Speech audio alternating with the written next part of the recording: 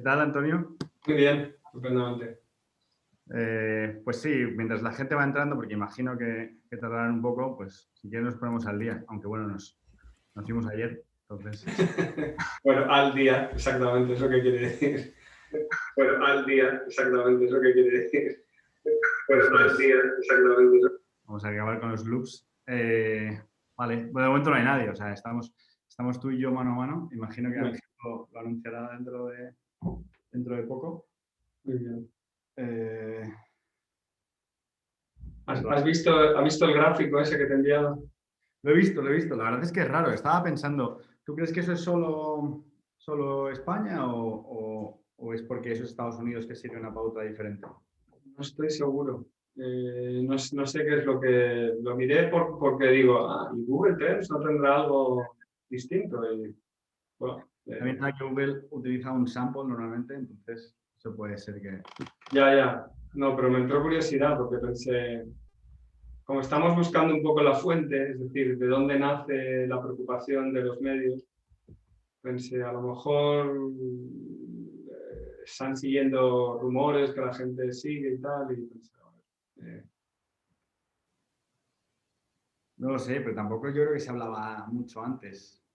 Tampoco se usaba mucho Google, debo decir que eso es un poco lo que más me llama la atención. Pero bueno, lo miraré detenidamente. Bueno, ya hay 13 personas. bien. Yo creo que podemos entrar en... Vamos a hacer el típico silencio. Ok. Y empezamos. Luego lo cortamos para cuando lo subamos a YouTube y Vale. para que nos perdonen la gente que ya está, pero estamos un poco haciendo tiempo al principio para que nadie se pierda nada. Entonces, nos callamos y empezamos. ¿Ok? Ok, hola, ¿qué tal? Hola. Bienvenidos. Hoy tengo el mejor trabajo del mundo, que es hacer una entrevista a Antonio Cabrales, que es una de las personas más queridas en el mundo de la economía y además le han dado uno de los premios más importantes que hay en economía. Entonces, ¿qué puede salir mal esta noche? ¿Qué tal, Antonio? ¿Qué tal estás? ¿Cómo te Muy sientes? bien, yo estupendamente. Encantado de estar por aquí. Hace 2 días estaba y hoy vuelvo a estar. ¿Has notado alguna diferencia? ¿Te ves más sabio? ¿Te ves más influencer? No sé, ¿cómo lo ves? No era muy sabio para empezar y ahora pues como, en fin, Hombre, menos todavía. el Jaume primero, o sea, algún nombre falta, pero todos los nombres ilustres están, hay más dentro que fuera de esa lista. Así que yo creo que ya puedes considerarte un poco sabio, ¿no? Sí, bueno, yo tengo la cosa esta marxista de que no me admitiría, no entraría en un club que me admite como miembro, entonces tengo una disonancia cognitiva fuerte ahora mismo, así que... En fin. Marxistas de los buenos. Marxista de Groucho, que es el que cuenta. Bueno, no esperaba menos, ¿eh? Porque si conoces un poco a Antonio Cabrales, pues Cabrales te convencerá hasta el día del juicio final que no entiende por qué ha ganado este premio, que ha debido haber algún error que se han equivocado.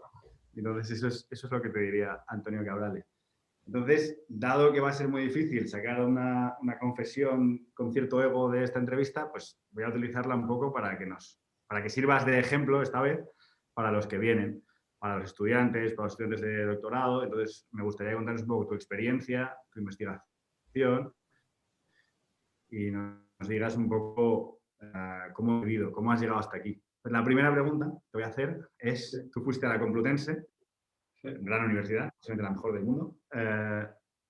Si tuvieras que darle un consejo al chico que estaba a punto de estudiar economía, ¿tú tenías vocación de economista? ¿Tú sabías que querías llegar a premio Jaume I y algún día a Nobel o no tenías ni idea? No tenía ni idea para nada. A ver, yo hice economía un poco por descarte. En la secundaria, en el BUC que se llamaba entonces, me salían bien las matemáticas, me gustaban, pero también me gustaba la historia, me gustaban, digamos, otras disciplinas. Y había varias opciones, claro. De hecho, los profesores querían que hiciera ingeniería, pero a mí esto del dibujo técnico y las máquinas y tal, como que no. Y entonces, pues ingeniería no podía ser. Había otra posibilidad que era matemáticas, pero muy rápidamente me di cuenta que no iba a ser muy buen matemático, que uno de mis profesores me decía en el colegio que a Cabrales siempre llega a la solución de la forma menos elegante posible. Y esto, si eres matemático, probablemente te desacredita. Entonces digo, A lo mejor ¿dónde puedo utilizar este gusto? podrías llamarle ahora y decirle... "Oye, Sí, no sé si estaba vivo todavía, el pobre. Era ya mayor en aquella época. Pero en cambio me gustaba la historia, me gustaba leer el periódico y entonces digo, igual esta cosa de la economía tiene la posibilidad de intentar entender el mundo, estas cosas tan raras que están pasando. Desde que yo crecí en los años 70, que una época socialmente muy convulsa para España, salimos de una dictadura, entramos en una democracia. Yo entré en la universidad en el año 82, que es cuando gana las elecciones Felipe González, por primera vez el PSOE después de todos aquellos años gana las elecciones. Pero también estaba pasando que en todos esos años, España pasó en los años 70, esto, principios de los 70, claro, muchos ya no lo saben, pero España tenía una tasa de desempleo como del 3%, era una cosa ridícula. Y desde el año 73 al año 79 nos pusimos del 3 al 20 y pico por ciento muy rápidamente y era como todo muy misterioso. Entonces, claro, como esto había pasado al mismo tiempo que hacíamos transición a la democracia, pues había muchos burros en mi colegio que decían que con Franco se vivía mejor y la culpa de todo es de la democracia, que no hay orden y no sé qué. Y a mí todo eso me parecía un poco bullshit, pero no podía argumentarlo. Entonces digo, bueno, igual si estudio economía acabo entendiendo qué es lo que está pasando. Y eso fueron la concatenación de circunstancias que me llevaron a estudiar economía. bueno, noto cierta vocación ahí, tampoco es que fueras completamente outsider. O sea, No. Había un interés por lo que pasa en el mundo y un interés por el rigor bueno, resultó que no era una mala combinación. vale, entonces, lo tienes más o menos claro, llegas a la Complutense y ¿qué te encontraste en la Complutense en el año 82? Pues, a ver, es una universidad que era muy distinta a la que es ahora, Ahora incluso es ahora la Complutense, la mejor, ¿eh? ahora es la mejor del mundo, no olvides ese detalle. Ahora es muy buena. Antes había unos profesores jóvenes que habían llegado de Minnesota, les llamaban los Minnesotos y que, en fin, intentaban hacer algunas cosas nuevas, pero yo estos en su mayoría no me los encontré en primero. Y bueno, había unas clases más interesantes, otras menos.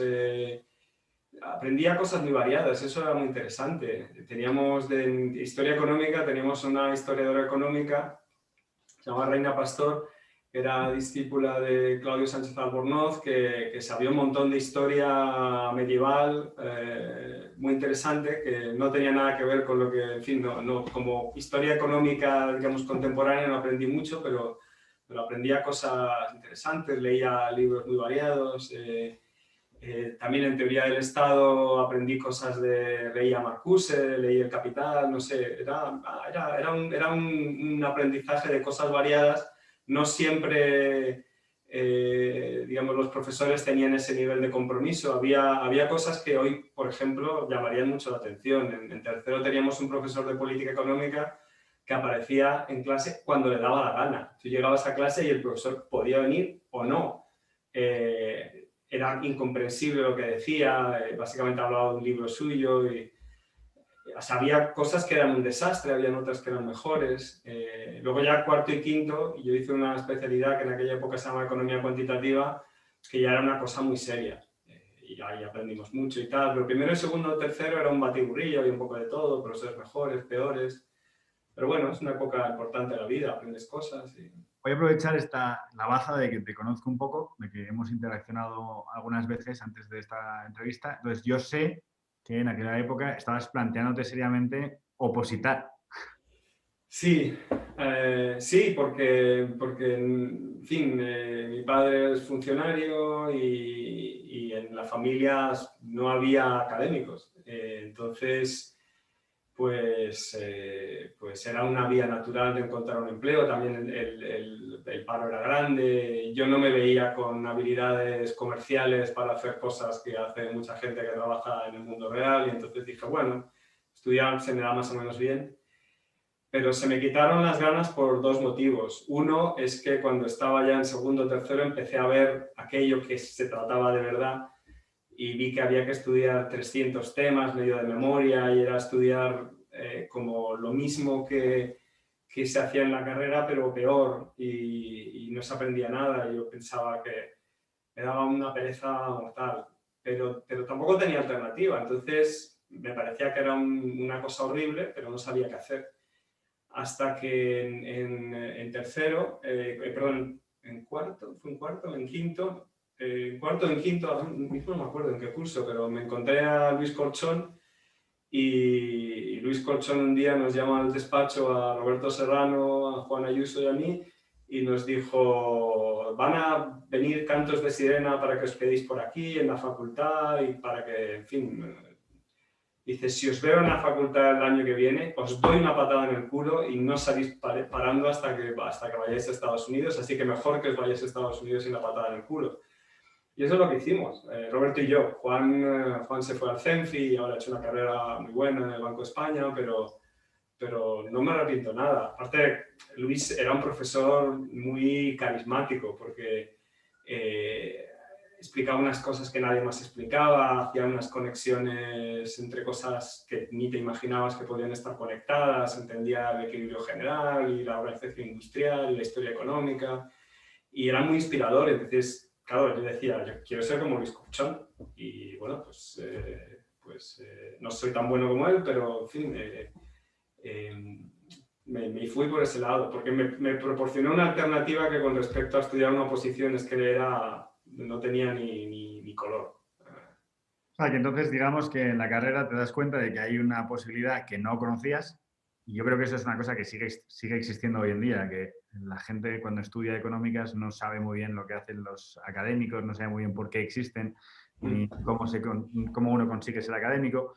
Pero digamos que en tu experiencia, tú eres amigo de Roberto Serrano, que también es ahora doctor y profesor en Estados Unidos. Y en un momento Luis Corchón hace de tripas corazón y os da una patada para que os vayáis a Estados Unidos. Y entonces este es el segundo punto interesante para mí y es de todas las universidades que había en Estados Unidos, que vale que no había tantas como ahora, ¿por qué San Diego? Podrías haber ido a Minnesota, podrías haber ido a Harvard, MIT, pero fuiste a San Diego. Sí, a ver, digamos, no me admitieron en tantos sitios, me admitieron en Minnesota, en Chicago y Vamos a quitar el efecto Cabrales de no soy tan bueno para todo. Tú omite mi parte. Vale, pero lo cierto, el fact, o sea, el hecho en este caso es que me admitieron en Minnesota, en Chicago y en San Diego. Y a ver, parecía que Minnesota no me apetecía mucho porque ya entonces empezaba a tener una reputación sobre todo de macro, muy buenos macroeconomistas, pero micro, desde que Hurwitz ya era un poco más mayor y tal, como que había perdido un poco la gracia. Y entonces era más bien Chicago o San Diego. Chicago por su reputación y San Diego porque era un sitio nuevo, interesante, nuevo en aquella época, digamos. El doctorado no tenía tantos años. Y en principio, digamos, todo parecía indicar que Chicago era el sitio adecuado. Pero tenía dos inconvenientes para mí graves. Uno es que parece ser que Chicago tenía, al menos en aquella época, no sé si después es cierto, la reputación de ser un sitio mega competitivo donde primer año básicamente medio los estudiantes tenían que competir para que el año siguiente pudieran estar allí, había muchos que abandonaban y yo pensaba que no iba a dar la talla en un sitio tan competitivo, por un lado. Y por otro lado, también hablando un día con Luis Corchón, me dijo, hombre, si te interesa la micro y la teoría de juegos, allí no hay tanta gente. En aquel momento había un assistant professor que era Inku Cho, que es muy bueno, pero que de hecho yo creo que ni siquiera llegó a tener tenure en Chicago. Y no había más game theorists. O sea, había microeconomistas como Becker y tal, pero lo que es game theorist, que era algo que me atraía mucho, no había.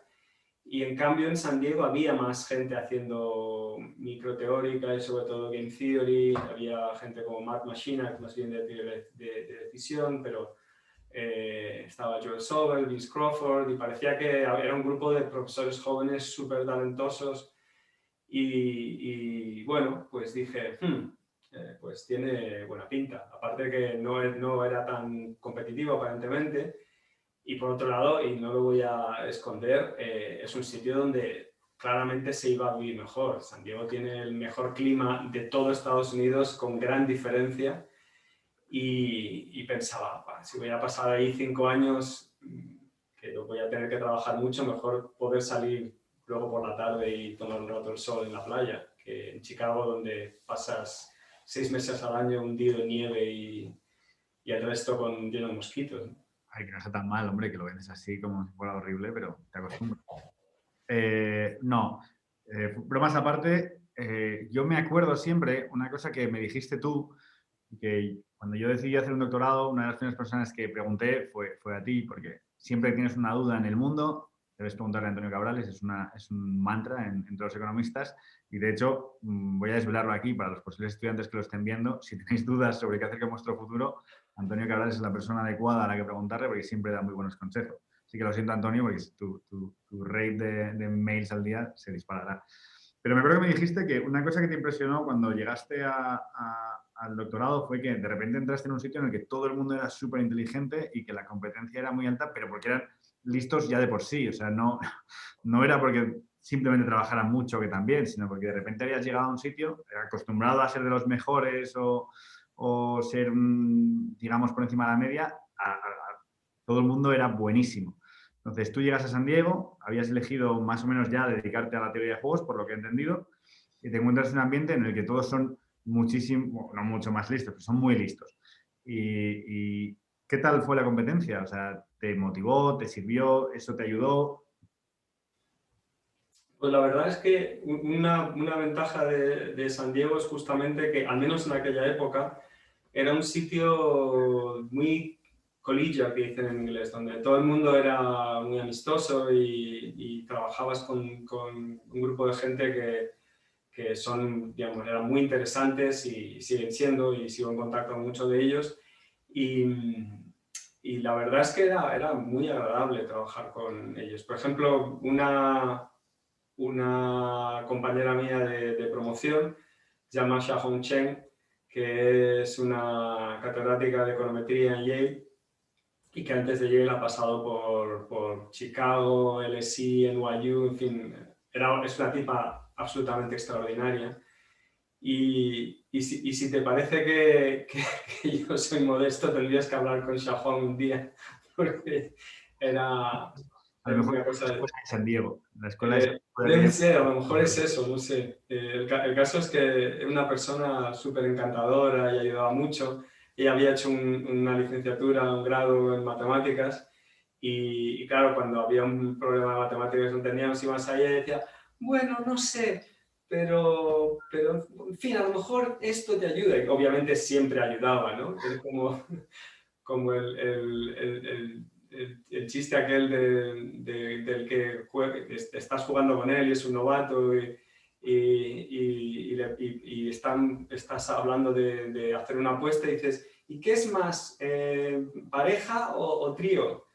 Y dices, va, le voy a ganar. Y luego saca las cartas y lo que tienes es escalera de color. Pues Xiaohong era algo así. Sabía todo y entonces había varios de estos Yong Mian-hong, también otro estudiante que ahora es un catedrático en Cornell, también económetra, y eran todos una gente muy agradable con la que se podía trabajar mucho. No sé si el entorno ahora es igual en todas partes, pero en fin, Sí. ¿Volverías a hacer el primer año del doctorado?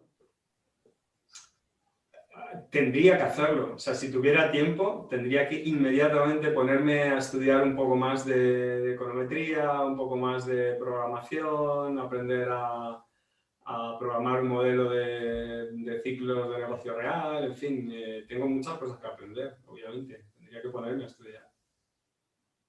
Bueno, yo no volvería a hacer, si te digo la verdad. Creo que ya he tenido bastante. Entonces, el siguiente paso en la lista es Joel Sobel, tu advisor, ¿no? Decidiste coger o lo que más te llamaba Joel Sobel para dedicarte ya plenamente a teoría de juegos con él. ¿Qué tal fue la experiencia? ¿Cómo lo recuerdas? ¿Te arrepientes? ¿Estudiarías otra cosa? No, la verdad es que yo es una persona que me ha ayudado muchísimo toda la vida. Es un tipo así, socialmente un poco, no es muy diestro socialmente, pero luego ayuda muchísimo siempre y tiene una mente increíble. O sea, es un tipo que era PhD en matemáticas con 23 años. O sea que hizo el grado en 2, el doctorado en 3, el high school en 2 años y, en fin, eso te da un poco de idea. Fue estudiante de David Gale. Para aquellos que son economistas y saben, hay el algoritmo este de matching famoso de Gale y Shapley, por el que le dieron después el premio Nobel a Shapley y a Roth, pues fue Gale. O sea que es mi abuelo académico, si queréis, es David Gale, que era un matemático de primera fila. Y luego, no sé si sabes, pero ahí está como árbol genealógico de los matemáticos, el proyecto genealógico de matemáticas, y yo gracias a Sobel y por tanto a Gale estoy emparentado o sea, todos los teoremas estos de matemáticas que sabes, ahí están en mi árbol genealógico. Así que, No, esto es una interesante pregunta. Antes de seguir, muy rápidamente, si no fueras economista, no puedes ser ni matemático ni profesor, que te veo venir, ¿qué te gustaría ser? pues probablemente dudaría entre historiador y politólogo. Son las dos cosas que me resultan más Como interesantes. politólogo me resultarías francamente interesante. Me gustaría mucho escuchar Sí. eso. Bueno, voy a seguir. Terminas el doctorado, vas a Job Market y aterrizas en la Pompeu Fabra. Ujú.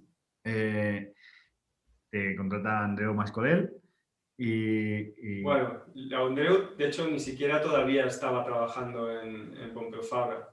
Andreu me echó un cable porque cuando decidí que no podía quedarme en Estados Unidos porque en fin, mi mujer no podía trabajar, entonces las ofertas que tenía allí de Estados Unidos no le ayudaban a quedarse a trabajar, pues tenía varias ofertas en España y entonces un día hablé con Masculey y me dijo, hombre, yo tengo un conflicto de interés porque estoy interesado en que la Pompeu progrese, pero de hecho la persona que estaba a cargo del job market en Barcelona era Teresa García Milá y luego había otra gente muy interesante por allí en aquella época, Hugo Hoppenheim estaba en aquel momento, Máximo Mota y todos eran como muy entusiastas de que yo viniera pero aún tenía la duda porque realmente no había, digamos, game theorist, no había otro game theorist allí, digamos, de plantilla en la Pompeu. Y le pregunté a Andreu qué pensaba y tal, porque en la Autónoma, en cambio, había más tradición de game theory. Y dice, hombre, si cuentas cabezas, pues obviamente en la Autónoma hay más gente que piensa en cosas como tú. Dice, pero por otro lado, si eres de los pocos o el único game theorist en la Pompeu, pues tienes más posibilidades de impactar qué pasa en el futuro de la Pompeu. Y eso me hizo pensar y pensé, bueno, eso combinado con que el grupo de personas que había en la Pompeu eran súper extremadamente entusiastas y se veía una energía, o sea, la Pompeu irradiaba una energía que de los sitios de España que visité era la que, digamos, se veía aquello como más enérgico y más innovador y más todo y digo, va, este sitio tiene muy buena pinta. ¿volverías a ir a la Pompeu si tuvieras que volver a tomar la decisión? Sí, sí, yo creo que, aparte que lo pasé muy bien allí, fueron unos años increíbles de mi vida, la Pompeu, digamos, on hindsight, digamos, mirando hacia atrás, fue una decisión buenísima, claramente. Pero luego no hiciste, hiciste muchas cosas en teoría de juegos, pero eres de las personas más multidisciplinares conozco. O sea, ¿decidiste que te ibas a convertir en un hombre renacentista o es culo inquieto? O sea, ¿qué es lo que te ha llamado? ¿Has pasado por behavioral, has pasado por experimentos, has pasado por education, has hecho todo lo que se te ha ocurrido? O sea... Tiene que ver con que una de las razones por las que en el fondo me incomoda un poco el premio es porque siento que en realidad es un premio a mucha gente que me ha rodeado, muy inteligente, muy interesante y con la que me ha encantado hablar y trabajar. Y no veo, yo personalmente no veo mi contribución, pero una cosa que sí he hecho y que ha tenido mucho impacto en ese tipo de carrera es que me encanta hablar con la gente y sentarme con ellos y a pensar cosas. Y entonces, pues, los primeros que se tomaron interés en hacer eso conmigo en la Pompeu eran justamente Máximo Mota y Hugo Oppenheim. Y con ellos escribí algunas cosas que, claro, ninguno de los dos era Game Theories. O sea, Máximo trabajaba en organización industrial, hice un par de cosas con él en organización industrial y de hecho un paper experimental también. Con Hugo hicimos algo que era theory, pero era theory entre labor, macro, un poco ese tipo de cosas. Y a partir de ahí, pues también trabajé con mucha gente en la Pompeu simplemente porque me interesaba hablar con ellos ahí, Rosemary Nagel, con Gary Charnes, que llegó allí un poco por esas carambolas de la vida, estuve unos años, en fin, trabajé con un montón de gente en la Pompeu porque me gustaba hablar con la gente y pensar en cosas. Luego Además, muchos estudiantes también. además, después de la Pompeu has estado en la Carlos III, obviamente, has pasado por Londres, pero has puesto una pata muy grande en la divulgación. O sea, fuiste de ese núcleo, a lo mejor no lo fundaste, pero estuviste dentro del grupo de los que hicieron una SRATIS muy grande, has colaborado con todo aquel que te ha pedido ayuda para hacer policy relacionada con lo que te hayan dicho. O sea, siempre has estado muy preocupado por ese tipo de cosas. ¿Por qué? O sea, ¿qué es lo que te llama a participar en eso que para ti no tiene beneficio, digamos, que es más un coste que un beneficio en términos de tiempo? Bueno, o sea, pasa que cuando uno tiene, de hecho, en parte se dice que para esto es la tenure, para que ya no te tengas que preocupar demasiado de exactamente en qué trabajas, ¿no? Entonces, lo que hice fue, una vez que había establecido una base de conocimientos de algo, pues recuperé Antonio, voy a interrumpirte porque hay un poco de encerrona en todo esto. Entonces tengo a una persona que quiere hablar contigo. Entonces le voy a hacer la palabra a Roberto Serrano en este momento. Ah, Hola Roberto, Antonio, ¿qué tal? ¿Qué tal? muy bien, ¿y tú? Enhorabuena otra vez por el premio en mi nombre y en el nombre de Amy. Ya sabes que estamos orgullosísimos de ti y contentísimos con este reconocimiento más que merecido. Muchas Así gracias, que Roberto. cuando En realidad Manu te me... tenían que haber dado el premio a ti, porque los papers buenos son contigo y con otra gente. No, no te quites mérito, que el mérito lo tienes todo y es... yo siempre digo que los premios importantes son importantes por el calibre de la gente que los recibe y en este caso el Jaume I desde luego una vez más confirma su gran importancia. Así que... Gracias, Roberto. Ya digo, mejor que te lo den a ti y así ya no quitamos el problema. Voy a interrumpir brevemente para dar la bienvenida a Andreu Mascoel, que es el padre de todos nosotros. Es un orgullo tenerte entre nosotros, Andreu. Muchísimas gracias por participar con nosotros. Encantado de estar aquí, la ocasión se lo merece mucho. Gracias, Andreu. Me gustaría preguntaros así brevemente cómo era Antonio, ¿no? Roberto le conoció cuando estaba en la universidad y Andreu cuando estaba en John Market. O sea, ¿era como ahora? ¿Seguía siendo la bondad hecha persona? ¿O? Exactamente. Hay cosas curiosas. La diferencia de años entre nosotros permanece constante. O sea que jovencísimo, vamos. La diferencia relativa tiende a cero también. ¿Cómo? La diferencia relativa tiende a cero. Sí, es verdad. Sí, yo contestando a tu pregunta, Manu,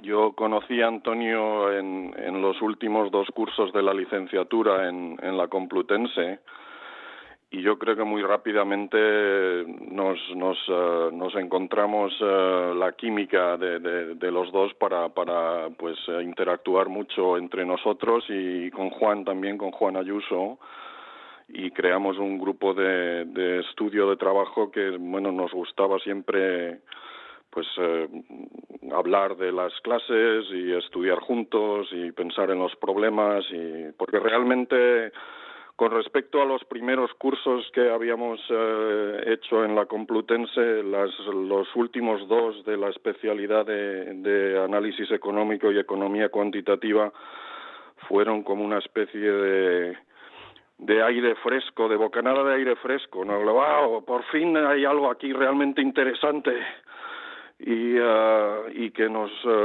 reta y que nos hace pues estudiar en serio, y yo creo que por ejemplo, hablando desde mi punto de vista personal, una de las razones por las que me animé a dar el paso a irme a Estados Unidos, pues fue el ambiente de tener un colega tan bueno como Antonio en particular, del cual uno aprendía pues casi tanto como de los profesores, ¿no? Sí. Yo creo que, corregidme si no, pero yo creo que yo conocí a Antonio con Roberto. No sé quién entró primero en la habitación, pero creo que fue cuando di las Bernacer Lectures Sí, en Alicante. sí, correcto. Aparecieron estos dos chicos jóvenes de Madrid y no sé si Luis vino, pero en todo caso Luis era el responsable, Luis Corchón era el responsable, bueno, Luis Corchón estaba allí, era el responsable de que esto ocurriera. Luego ya los fui viendo y en algún momento, en el caso de Antonio, pues lo reclutamos para la Pompeu y, en fin, esta ocasión demuestra que la acertamos, ¿no? Antonio, Un chico que prometía. I'm sorry to interrupt you, but I want to ask you to switch to English because actually the Joel Sobel, Antonio's advisor, has entered to the meeting. So Joel, welcome. Thank you very much. Oh, yo entiendo todo. If you want, we can continue in Spanish. I don't mind, but maybe it's better if we continue in English. Pues yo hablaré en inglés, pero entiendo un poquito castellano. So continue if you wish. I think we can make the effort to, at least for a while, we can continue in English. I think our followers now are well highly educated, so it will be fine. So Joel, thank you very much for coming. You are Antonio's advisor. I just wanted to ask you, what do you think about Antonio? How was Antonio when he was in the PhD? And whatever you want to tell us about him. Antonio knows that I learned from my advisor that the mentoring relationship is like a family relationship. So I am very proud of my son. He, as a student, he was the man you know, but younger. He was brilliant, he was serious, he was dedicated to the projects he worked on. He was tightly wound. He was modest in all respects. I could not predict the range of contributions, both the wide variety of research he's done, but his contributions to public scholarship and building institutions. But I was proud of him then. I expected great things, and I have not been disappointed. so we can finally agree that he deserves this prize. Who says that he doesn't deserve the prize, blah, blah, blah. Antonio and I have had some recent communications about whether he deserves this, and my feeling is that perhaps he can accept the prize, knowing that it makes the people who know him and appreciate his work happy, even if he has in his mind the notion that it was some sort of mistake. It was not a mistake. Antonio, I don't know if you want to answer. Oh, Andreu, please. No. This hearing Joel made me realize in matters of age that I actually wrote papers with Antonio's academic grandfather, because I wrote papers with David Gale. Indeed, yes. So, Antonio, I don't know, maybe you should say, you are speechless right now. Yes. Yes, it's hard because I would say that the reason why I'm here is, in large part because the people that are in here as well. So Andreu, who, as I explained before you joined, you convinced me with a very clever argument to go to Pompeu, which was I was hesitant to join Pompeu because there were less game theorists than at Autónoma. And you said, well, that might be an advantage because the fact that there are less game theorists means that you will make a bigger impact at Pompeu than at Autónoma, and thus your contribution is more valuable. So, like in a sense, my Shapley value will be higher at Pompeu, and I thought that was very interesting argument. Of course, it's also the quality of the people that were already there was important, like Teresa, who was actually the Joe Market coordinator that year, and Massimo Motta, who was this supremely, energetic person, and Hugo Hoppenheim was this very clever fellow that was around, and so the quality of the environment and the fact that maybe I can make a contribution was a useful thing in there.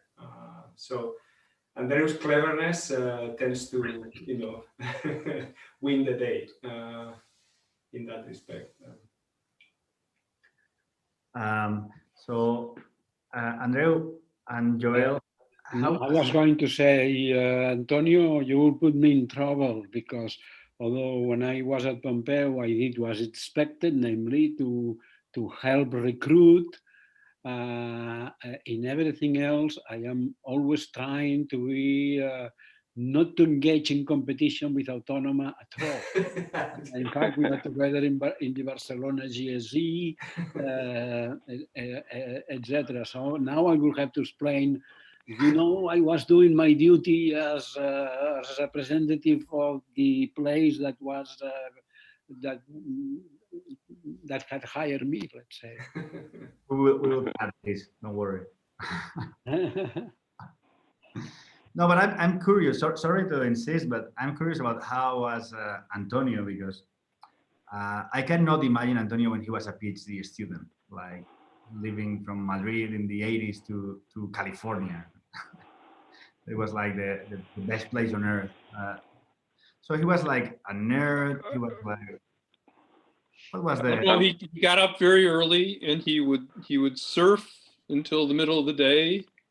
I don't know if he then needed to use marijuana. I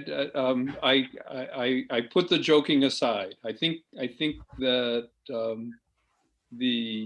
the man you know now probably was a good way to imagine the person that you the student that I worked with. Yeah, I don't know if Antonio remembers, but we used to talk on the phone quite often, especially during the first year. of our PhDs. So I was at Harvard. He was at San Diego, and I could not complain too much about the weather because Antonio would tell me immediately, well, you knew what you were getting into. In San Diego here, I'm enjoying the beach all the time, and I was saying, well, thank you for reminding me once again. But it was always interesting to talk to Antonio, for sure. Okay, we have a new guest in this meeting. Is Luis Corchon, who was responsible to send Antonio to the United States. So, Luis, welcome. How are you? Hi, everybody. Well, for once, it's really nice to be responsible for something good. So I really appreciate all the good things that Antonio have said, but I'm sure his career would have been so great and so brilliant without my intervention. But yes, I perhaps speed up a little bit things. But anyway, thanks, Antonio, and I hope that you will stay with us in Carlos III for a long time. You forget to tell you that when I was chairman, I actually hired you as a professor. Is that right? Yes, that's true. That's true. So maybe there is going to be conflict now between Andreu and Luis Corchon.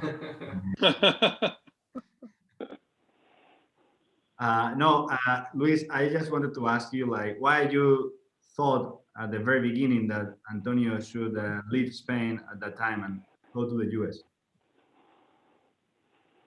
Well, I think my time in England was very profitable from the professional point of view, but it wasn't really very pleasant.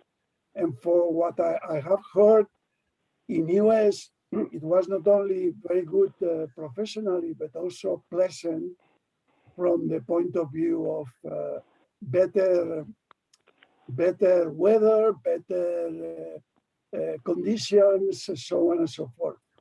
And yes, once you are giving class, you actually know by the faces of people who is actually understanding, who is not understanding, and who is enjoying. And Juan, Ayuso, Roberto Serrano, and Antonio actually were enjoying my classes, which apparently they were a little bit disorganized, but anyway, they served the purpose of luring these two extremely talented people to go to America and to come back to go to academia. Yeah. I think you did really great actually with these two. I don't know about the others, but let me tell an anecdote which is not, which goes a bit perpendicular. In my mind, there are always students that want to do the United States. They will ask, they will approach me, but I remember two instances where the students came in pairs which were a pair, and that's one, Antonio Cabrales and Roberto Serrano. And the other were two young students from Valencia that also show up in some seminar in Barcelona, and we talk many minutes, let's say, about going to the United States, and those were Antonio Fataz and Garcia Montalvo. And I know that there is no particular relation, but it's two and two, and somehow it has gotten stored in the same place.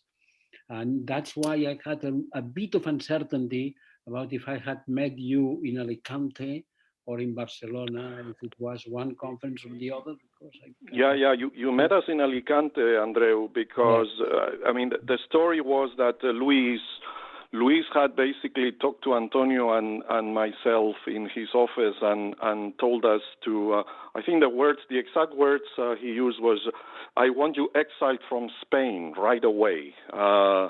You should already think about, going to the US, and you're going to start hearing, here the song from the Mermaids and whatever, and get out. And by the way, in a month, Andreu Mascolel is coming to Alicante to give some lectures, so you should meet him. And so we took the train and met you there. Mm-hmm. And the rest is history, as they say. So, Antonio, now that you are completely on silence for the last 10 minutes, is there something you want to say to Luis Corchon, that it was the last appearing here? Well, what I already said at the beginning, that I think since you wanted this to be from the beginning, a lesson for young people that are, want to know something about their lives.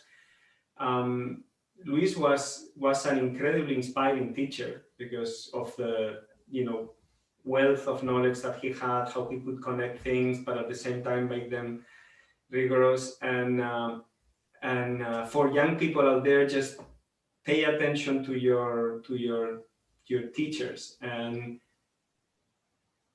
don't pay so much attention to whether your class notes are very clean or not. I don't think that's important, but the inspiration that you get from them is a lot more important than whether the class notes are tidy or not tidy. And just try to focus your attention on what they're saying, and especially if they're good and say things that are somehow surprising. And so Luis was different from other teachers in that respect, and paying attention to different people and listening to them. This is something that I've done all my life. I think it's basically how I learn. I sit down with people that probably have something interesting to say and listen to them, and nice things happen after that. May I say something from a different angle that of Antonio as a colleague? Antonio is an extremely good citizen in an academic context. Now, this is something that if one could optimize, one should hide this. Because it's never rewarded. It's always rewarded with more and more work coming your way.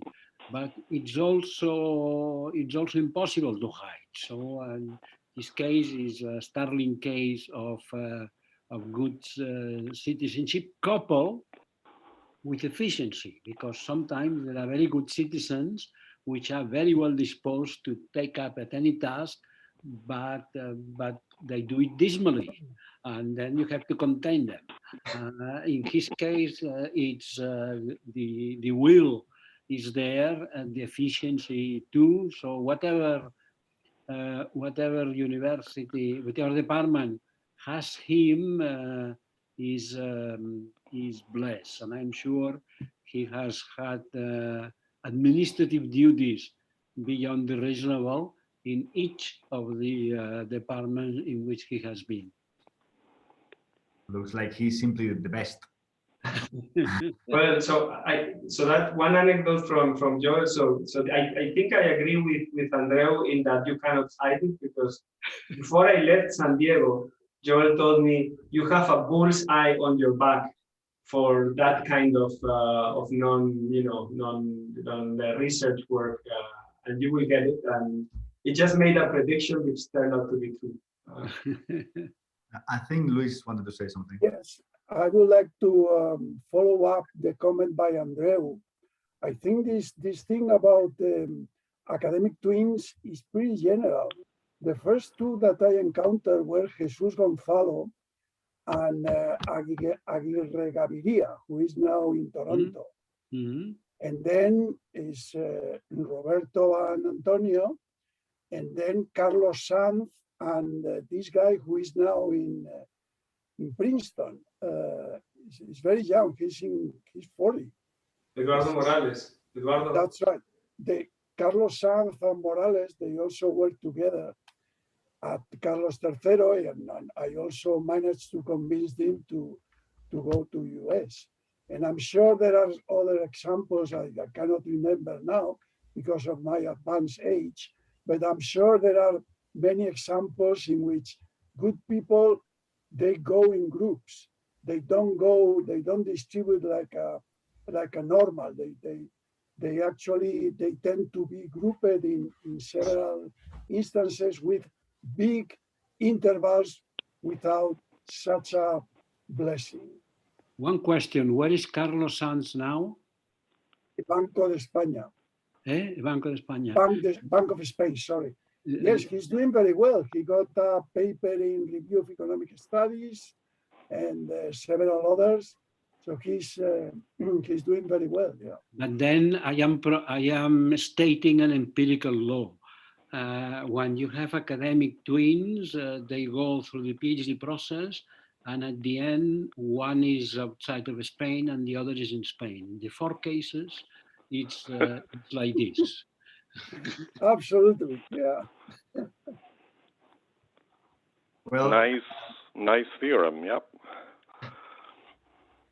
Well, at this time, maybe other people is trying to connect. I see that Sergi Jimenez is trying to enter also. I don't know if Sergi, you can hear us.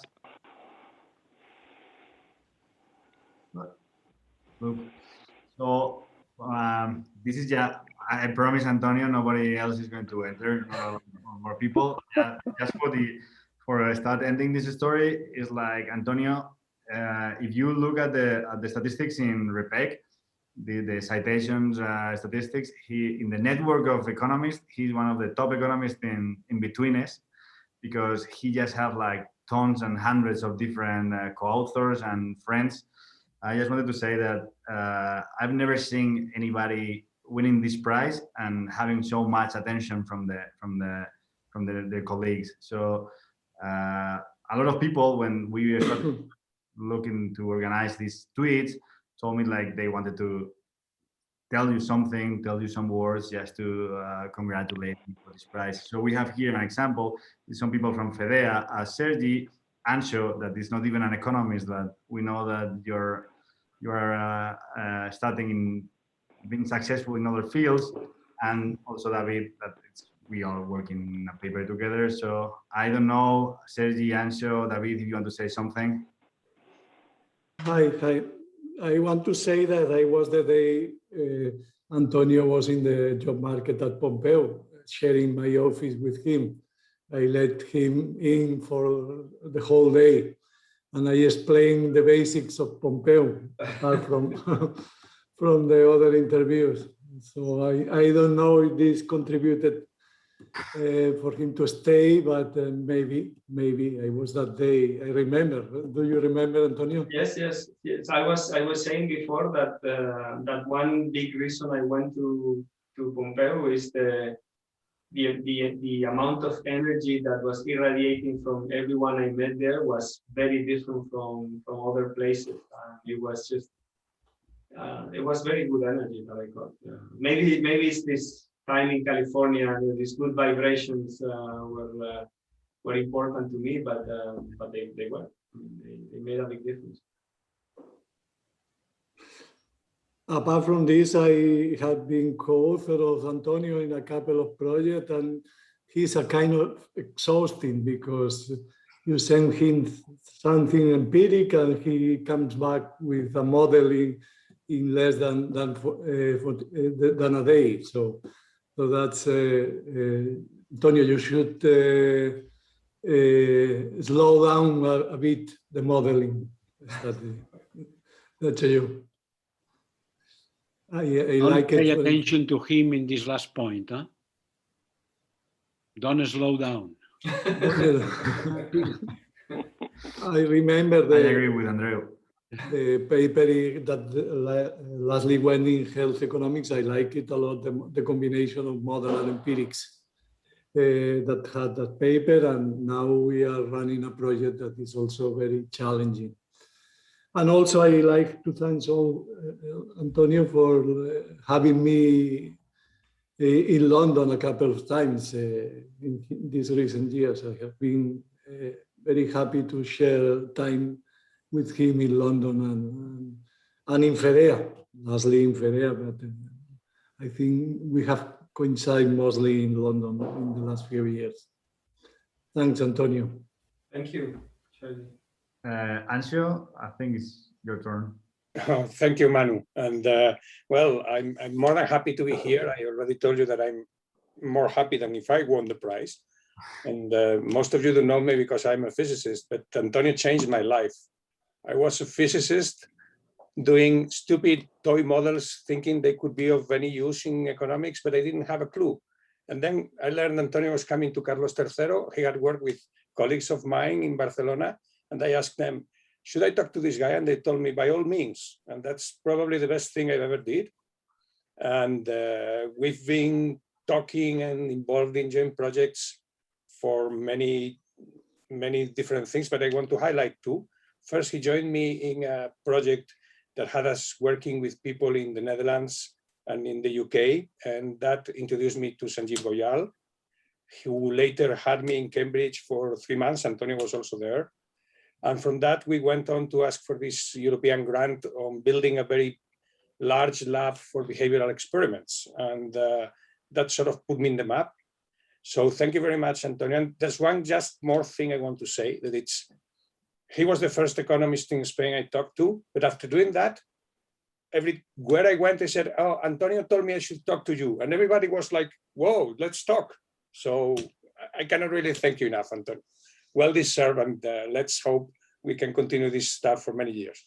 All right, thank you, Anxio. I have to say that working with physicists was also one of the most pleasant things I did, and it was also through another friend. It was through Fernando Vega, who convinced me that these people had good ideas and you got to talk to them. So in a sense, we owe it to Fernando as well.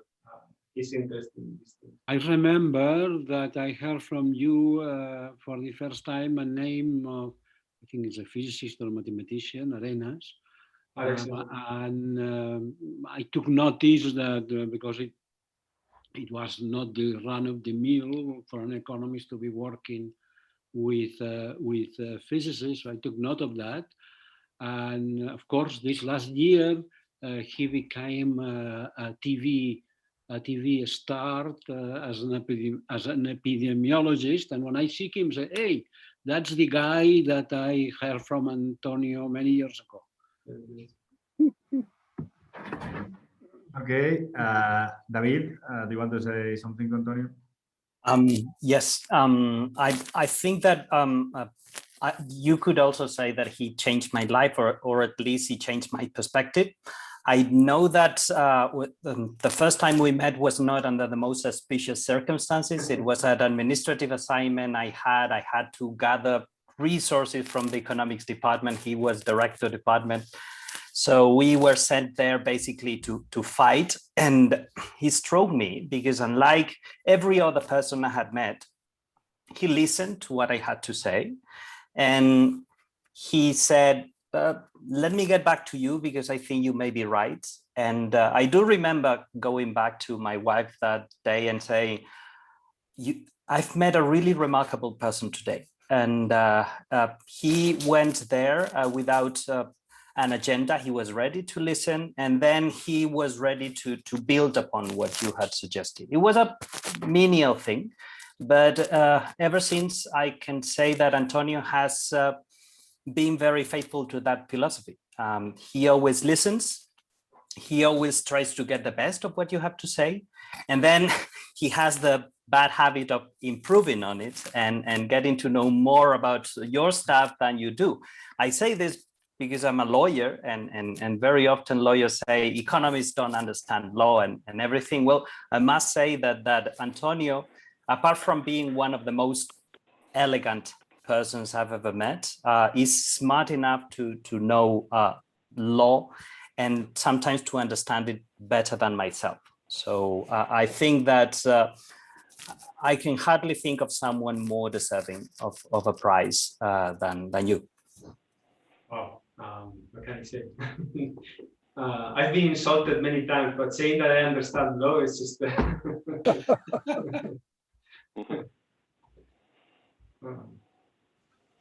Okay, I think Lucas, now is your turn of another example of how Antonio Cabrales changed lives. Antonio, bueno, very happy to be here, saying hi and congratulating you for this big honor and big prize. You know, I'm not in academia as much anymore, but I have to say it's now 9 years ago when I was finishing my FEMFI program, and my teachers who were writing at the blog, at the new blog, recommended us to, you know, take fresh air by stopping theorems and reading, you know, applied work and real life economics. So we used to read it a lot. And I got the opportunity of my life as an interview at the bank, at the World Bank, which is 9 years after where I work. And it was in the education department. So I was told, look, there's this guy, he does lots of things, but in his free time, he's crazy about education policy and economics of education. You should read his stuff. So I spent the weekend, you know, reading basically everything that you had written in the 3-4 previous years. And my interview went quite well. And I was asked some stuff that I learned from you, that interview. It really was there were big coincidences. And well, here I am. And I can say that, you know, 9 years ago, it was harder to be informed about specific stuff. And at that time, you were like the window to knowledge to me. And it made a huge difference. So thank you. What can I say? So this is what I wanted to do while writing in the blog is let me read some papers. I know how to read papers, and let me try to explain to them, to, you know, students. So I literally thought of the blog as a sort of class.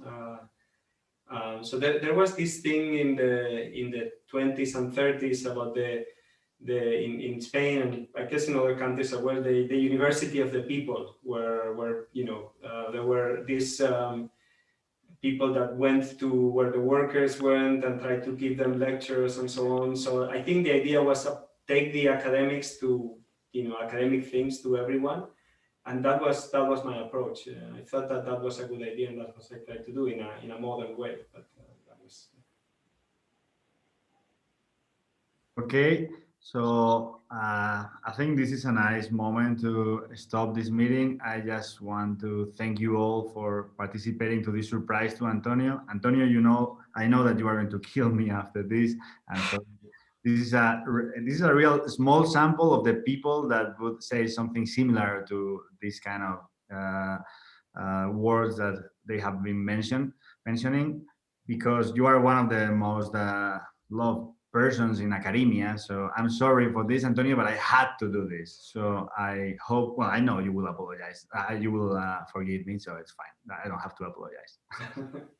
Gracias, Manu. And thanks, everyone. I'm on the verge of tears, but I'll do it after you leave, so as not to embarrass anyone. Okay. And it was a gift for us as well as Antonio. Thank you. Yeah, absolutely. Thank you, Antonio. Congratulations again, and we'll investigate with the Jaume Primero people to find out what is the source of the mistake. Why you got that prize? Okay, nobody understands. Good. That's the appropriate thing to do, Roberto. I wouldn't expect less of you. I'm working on the case. All right. Thank you. Thanks. And we still have to go back to Kabuki to celebrate. That's true. That's true. Okay. Okay. Thank you very much. Thank you. Bye, everybody. Adios. Bye, everybody. Nice to see you. Adios. Bye-bye.